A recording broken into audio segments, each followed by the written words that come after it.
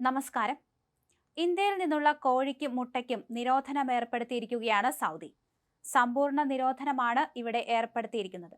40 രാജ്യങ്ങളിൽ നിന്നുള്ള കോഴിയിറച്ചിക്കാണ് ഇവിടെ നിരോധനം. പക്ഷിപ്പനി റിപ്പോർട്ട് ചെയ്ത സാഹചര്യത്തിലാണ് ഇത്തരത്തിൽ ഈ ഒരു നീക്കം നടത്തിയിരിക്കുന്നത്.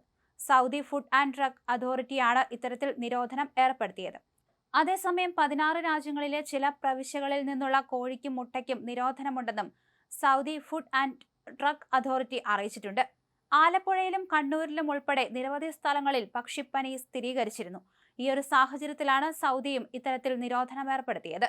മാത്രമല്ല, അന്റാർട്ടിക്ക ഭൂഖണ്ഡത്തിലെ വന്യജീവികൾക്കിടയിൽ അതീവ മാരകമായ പക്ഷിപ്പനി പടരുന്നുണ്ട്. ഈ ഒരു സാഹചര്യത്തിൽ കൂടിയാണ് ഇവിടങ്ങളിൽ കർശന നിലപാട് സ്വീകരിച്ചിരിക്കുന്നത്.